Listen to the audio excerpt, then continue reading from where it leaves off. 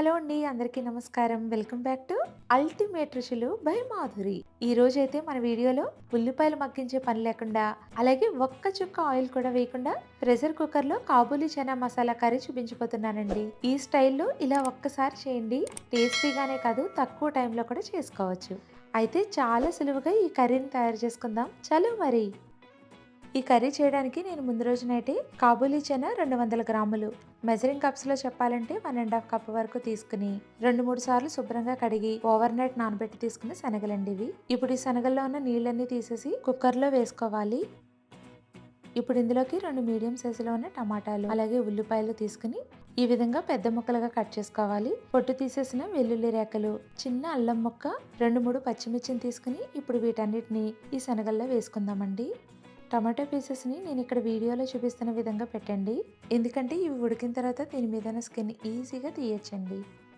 Next ఇందులోకి కొన్ని స్పైసెస్ని కూడా వేయాలండి.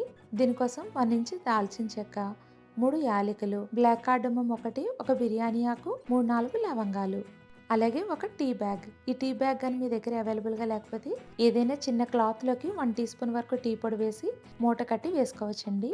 వీటన్నిటిని కూడా 1 సైడ్కి ఈ శనగల్లో వేసేయండి. చివరిగా ఇందులో 1 టీ స్పూన్ సాల్ట్ వేసి 1½ కప్ శనగలకి 3 కప్పుల వరకు నీళ్లు వేస్తున్నానండి. ఇప్పుడు కుక్కర్ మూత పెట్టుకుని స్టవ్ ఆన్ చేసి మీడియం టు హై ఫ్లేమ్లో 5 నుండి 6 విజిల్స్ వరకు రానివ్వండి. ఈ కర్రీని మనం ఎప్పుడు చేయాలన్నా శనగలు మాత్రం అట్లీస్ట్ 7 to 8 అవర్స్ అన్నా నానబెట్టాలండి. చూడండి, విజిల్లో పూర్తిగా ప్రెషర్ అంతా తగ్గిపోయిన తర్వాత కుక్కర్ లిడ్ ఓపెన్ చేసుకుని ఫోర్క్తో ఈ టమాటోస్ పైన ఉన్న స్కిన్ అంతా కూడా పక్కకు తీసేసుకోవాలి. అలాగే మనం వేసుకున్న టీ బ్యాగ్, ఈ స్పైసెస్ అన్నిటినీ కూడా పక్కకు తీసేసుకోవాలండి. ఇక్కడ మీరు గమనిస్తే మనం వేసుకున్న ఈ ఇంగ్రీడియంట్స్ అన్నీ కూడా చాలా మెత్తగా ఉడికాయండి. అలాగే శనగలు కూడా చూపిస్తానండి. చూడండి, చేతితో ప్రెస్ చేస్తే మెత్తగా ఉడికాయి. ఇలా ఉడికించుకున్న ఈ ఉల్లిపాయలు, టమాటో ముక్కల్ని ఒక గరిటె తీసుకుని ఈ విధంగా మ్యాష్ చేసుకోవాలి.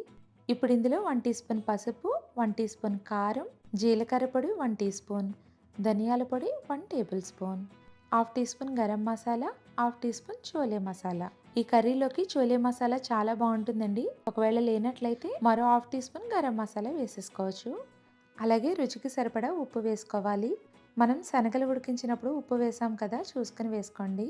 ఇప్పుడంతా ఒకసారి బాగా కలుపుకుని మూత పెట్టి మీడియం ఫ్లేమ్లో 5 నుండి 10 నిమిషాల వరకు ఉడికించాలి. మనం శనగలు ఉడికించుకున్న నీళ్లు ఉన్నాయి కదండి, దాంతో కర్రీ అనేది మగ్గుతుంది. మీకు కన్సిస్టెన్సీ ఇంకా లిక్విడ్గా కావాలి అనుకుంటే హాఫ్ కప్ వరకు నీళ్లు వేసుకుని మగ్గించుకోవచ్చు. చూడండి, కన్సిస్టెన్సీ ఈ విధంగా ఉన్నప్పుడు స్టవ్ ఆపేసుకుంటే చల్లగా అయిన తర్వాత మరి కొద్దిగా దగ్గర పడుతుంది. ఇప్పుడు ఈ కర్రీకి మంచి ఫ్లేవర్ అండ్ టేస్ట్ రావడానికి తాలింపు వేసుకుందాం.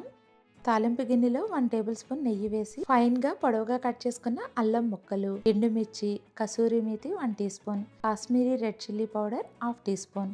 ఇవన్నీ ఫ్రై అయిన తర్వాత స్టవ్ ఆపేసే ముందు పావు టీ స్పూన్ ఇంగువ వేసుకోవాలి. ఇప్పుడు ఈ తాలింపుని మనం ముందుగా తయారు చేసుకున్న కర్రీలో వేసి అంతా ఒకసారి బాగా కలపాలండి. చివరగా సన్నగా కట్ చేసుకున్న కొత్తిమీర వేసుకుంటే కాబూలీ చనా మసాలా కర్రీ తయారవుతుందండి. ఈ కర్రీ చపాతీలోకైనా, రోటీ, పుల్కా, పూరి ఇలా వేటిల్లోకైనా కూడా చాలా రుచిగా ఉంటుందండి. ఇంకా అన్నం, ఫ్లేవర్డ్ రైస్ లో కూడా చాలా బాగుంటుంది. ఇలా ఒక్కసారి ట్రై చేయండి. దీని రుచి చాలా డిఫరెంట్ గా ఉండి మీ అందరికీ కూడా బాగా నచ్చుతుంది. ఇలా ప్రెషర్ కుక్కర్ లో చాలా ఈజీగా ఈ కర్రీని తయారు చేసుకోవచ్చండి.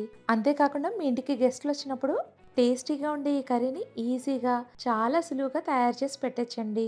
ఇందులో మనం 1 టేబుల్ స్పూన్ నెయ్యి మాత్రమే వేసాము. సో డైట్ చేసేవారు కూడా హ్యాపీగా తీసుకోవచ్చండి. నేను చేసిన ఈ రెసిపీ మీ అందరికీ నచ్చిందా?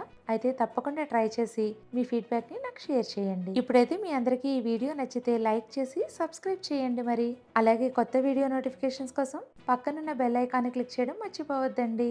ఇంకా ఈ రెసిపీని మీ ఫ్రెండ్స్ గ్రూప్ లో కూడా షేర్ చేస్తారని కోరుకుంటూ మరో సరికొత్త వీడియోతో మళ్ళీ కలుద్దామండి.